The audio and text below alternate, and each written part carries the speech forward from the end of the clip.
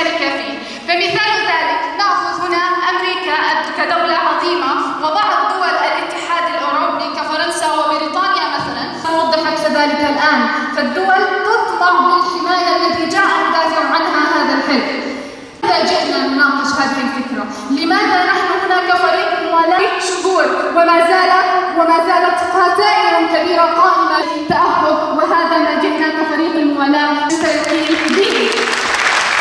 توجه هذا الحلف بالتوسع باتجاه أوروبا الشرقية أصبح هذا تهديد للحرب، لدرجة أن بوتين أصبح على التلفاز ويقول ويحرك بالسلاح بدلاً من أن يشكل لروسيا رادع كما يدعون. أصبحت البلدان وأين الأمن وأين الاستقرار وأين سلامة الشعوب التي جاء. دعونا نرجع إلى الوراء. بعد الحرب العالمية الثانية أن حلف الشمال الأطلسي ناتو نشأ داخل أوروبا والتي عانت الكثير من الحروب وإلى الآن لم. وذكر لنا جملة مهمة أن تدخل الناتو في هذه الحرب سيفعل حربا نووية تدمر العالم يقتلون تستنزف مواردهم العالم جميع ودول العالم أجمع في خسائر كما سأبين. إذا هذا الشيء نعم لم يخرج الروس، لكن في نفس الوقت سأقول لاحقا، لكن في نفس الوقت قد أدى أثرا. النقطة الثانية طبيعة التحالف. عندما يكون التحالف أو عندما تكون دولة غير عضوة في التحالف، فإن الذي يحدث هو أن تقوم هناك العديد من الدول بالاتفاق، هل سنشارك أم لا نشارك؟ وهنا تأتي المشكلة. دعونا نذهب إلى عالم. Arapça Hazreti Peygamber'in dilidir.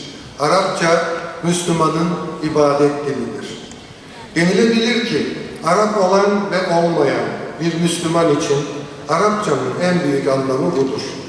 Bunun dışındaki bütün işlev ve görünümleri tali derecede kalır.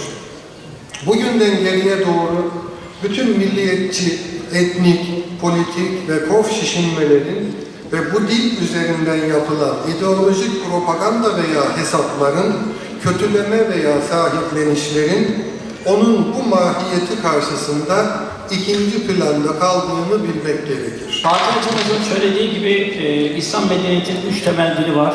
Arapça, Farsça ve Türkçe. Tabii ki buna Malezya'yı ve diğer dilleri de ekleyebiliriz ve eklemeliyiz. Başlangıçta bu böyleydi ama artık İslam hemen hemen bütün dünyanın dillerinde konuşulan, ibadet edilen bir din haline geldi. Bu bizleri son derece mutlu oluyor. Bu vesileyle şunu belirtmek isterim ki İbn Haldun Üniversitesi 3 dille eğitim yapan bir üniversitedir.